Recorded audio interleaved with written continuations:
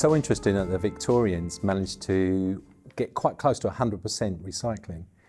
A lot of the bulk of the waste, so if you looked at a dustbin in the late Victorian period, probably 3/4 of it was dust, cinders from coal fires. And this was a vital raw ingredient for brick making. So what's fascinating in the study that we've been looking at, because we're commemorating the bicentenary of the Grosvenor Canal, how kind of a system grew up where waste from the city, the rubbish, which is mainly cinders, went down to brick fields, many of which were in kind of Kent and Essex, where they used those to bake bricks. They went back on sailing barges and came back again. And the bricks that they made built the city of Westminster that we live in today.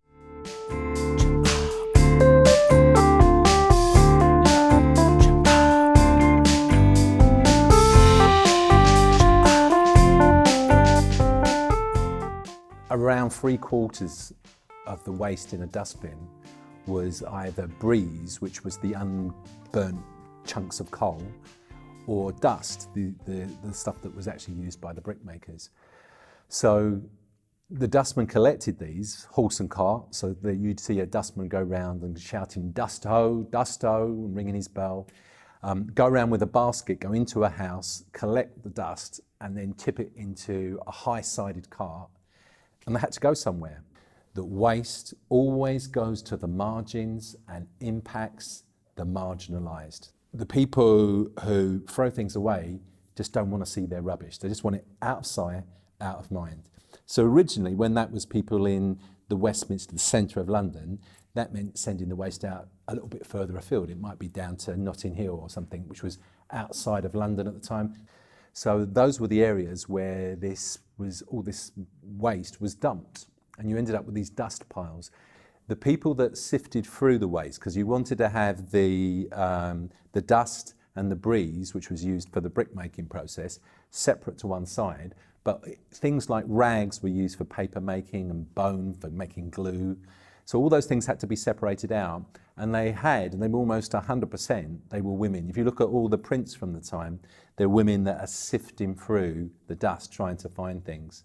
And they worked in terrible conditions. As London grows, you run out of open spaces within London where you can tip refuse and get rid of it that way. So you begin to look at, we need to send it further away. Moving heavy stuff is quite difficult and expensive.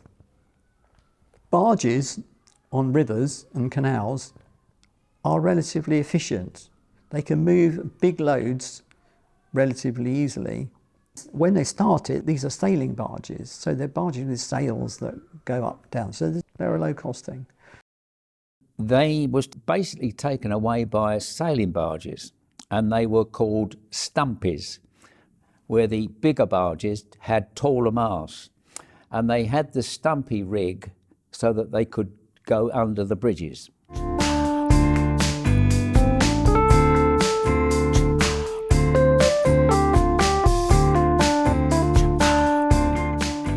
The Grosvenor Canal runs up from the Thames towards Victoria, originally, where Victoria Station is now. That would have enabled two things. It would enable the rubbish from this part of London to be removed, but it would also enable building materials to come in. So over time, that canal gets built over, and it gets shortened and shortened and shortened because they're building new buildings. One of the things is they build Victoria Station, but then they build housing estates as well. But of course you can bring building materials, bricks particularly, into London and use the canal to do that.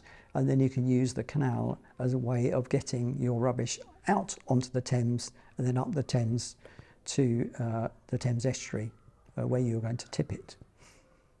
Gatliffe Road has been knocked down and built up into a block of flats now.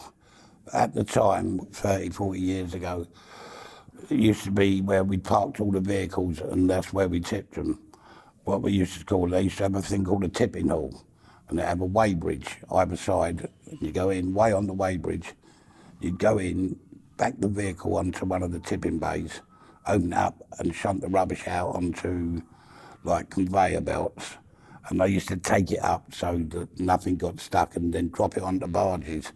which was then taken down the river. Each waste transfer station had local authorities that ran it. So Grosvenor was City of Westminster. So that rubbish would have been predominantly rubbish from the City of Westminster. So I suppose the Queen's rubbish ended up on one of our barges. So we would be an early start at Erith, which was where we picked the tugs up. We would then pick up the light barges to take up to London to swap for the loaded ones to bring back for the landfill. And there was a fully functioning lock which used to accommodate the barges that unloaded Westminster's and Chelsea's rubbish. I was one of the team, and we would go in there, and you used to go up there early enough so that the empty barges could be, the loaded barges would be moved out and the empty barges could go in there. That was our operation, and it was really tight because we went under the embankment. So there's a tiny little bridge at Grosvenor Dock, and as you drive over you don't realise that thousands of tonnes were passing underneath, it was always one of the tightest and trickiest manoeuvres I've ever done in my years on the river. It was the most awkward because you had to go through with pinpoint accuracy actually. So we had to get the empty barges out in first, and it was a big merry-go-round of barges going in and out. There would be a bit of jiggery-pokery to make sure that it was empty, and that we had all the barges in sort of the right sausage string, if that's a good description, all strung out together in a line. And then we had to manoeuvre them so the light ones went in place and the loaded ones could come out. They had capstans by the lock gates, and they would pull the loaded barges out to us, and then they'd pass the ropes over to the empty barges and pull the empty ones in. So it was like clockwork. They were effectively like a box barge, so quite sort of rectangle, not an old traditional lighter, and cleanaways were open. So the rubbish would be in there loose, it would be grabbed out, it would either be grabbed in, conveyor belt in, or tipped straight in. And because the rubbish in there was loose, we always had to make sure that we'd swept off the gunnels and tidied up after ourselves, if you like, ready. You couldn't really go through the central London with rubbish blowing everywhere. I think we had to do the whole operation, we had maybe half hour, 45 minutes, so it's quite a tight timescale. There was no hanging around. Where the entrance was, on the upriver side, there was a fig tree, and the lightmen used to nip over there and bring back fresh figs. And that was the first time I'd eaten a fig as well. And when I go over the train into Victoria, I always look there and think, I wonder if that fig tree's still there.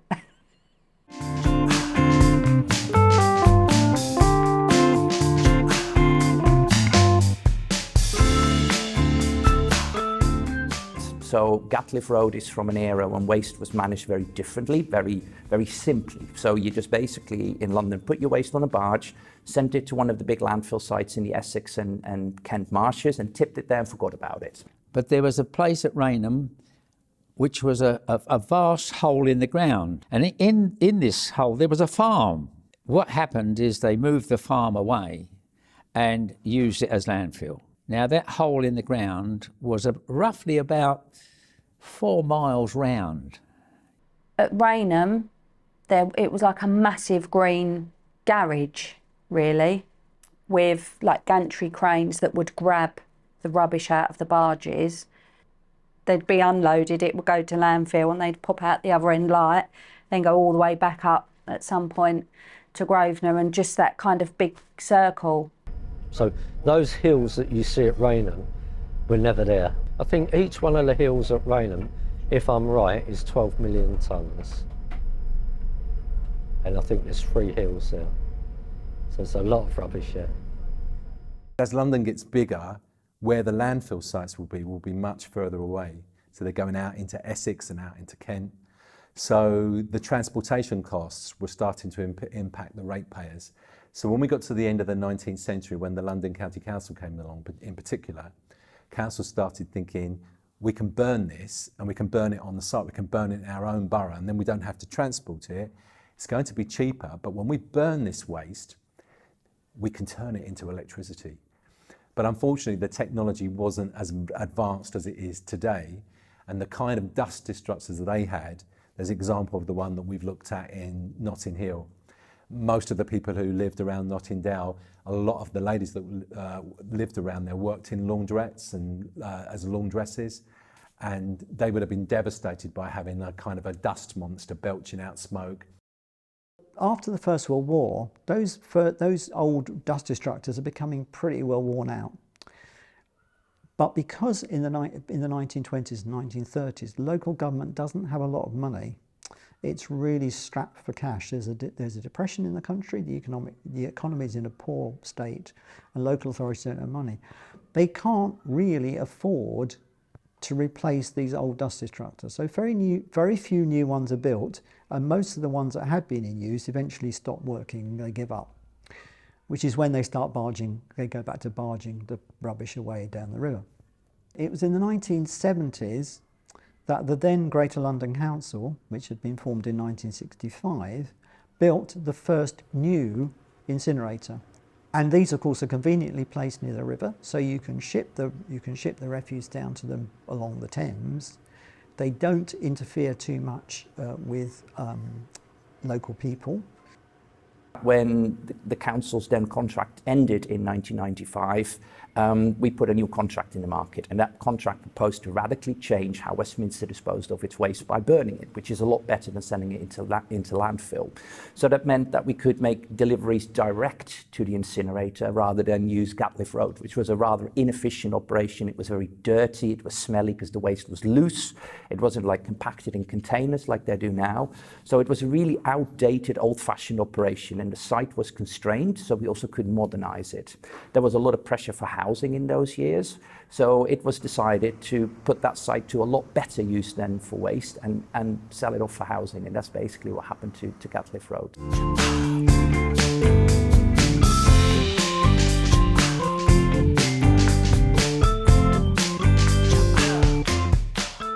I think waste was very different then. Waste was very simple. It wasn't as complex as now. Plastics didn't exist, electronics didn't exist, all the fabrics that we wear as clothing didn't exist. People just wore simple cotton products.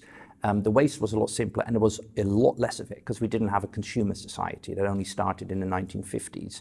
So when the consumer society arrived, the volume of waste exploded, and the variety of the waste became a lot more troublesome, like Tetra Paks, coffee cups. Everything was designed for disposability. The truck, when it's ready to be emptied, basically, so when it's full up, we'll take it to Smugglers Way in Wandsworth, which is a waste transfer station recycling centre.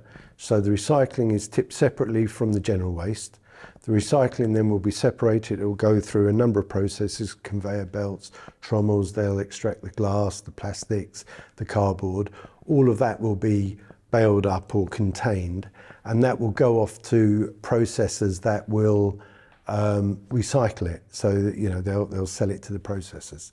The stuff you can't or shouldn't recycle, that's the residual waste. That's also collected, and we take that straight to the Selchip incinerator in Deptford, where we convert it into energy, and some of that energy we use to power the trucks again. So all our trucks are electric, and we make that electricity ourselves by burning the waste and recovering the energy that then powers them. The downside is that you just burn the waste, so you're not going to use it again. It's much better to use the plastic bottles again and recycle them, or the paper and card, or turn the food waste into compost. When you burn it, it's gone. So that's a shame, because then you need to get new materials out of the soil. You have to dig them out, you have to pump oil out the ground, or dig coal, or whatever materials you need, iron ore. That's wasteful because we're going to run out. So it makes much more sense to recycle what we can recycle, and then whatever we can't, we burn for energy, and then we use that energy for useful purposes. So you can heat schools with it, or homes, or factories. The general waste will be taken down the river by the lighterman to the Belvedere waste energy from waste plant, and that will be put through the incinerator to generate electricity. And about 20% of what we burn turns into ash at the end of the process. And there are several ways that we handle that. The ash is all containerised and transported by river again across to Tilbury docks.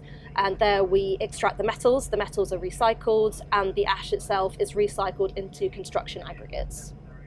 At the moment, we've got 3 barges behind us, 90 containers behind us, that's 90 lorries, you know, that we've wiped out off the roads.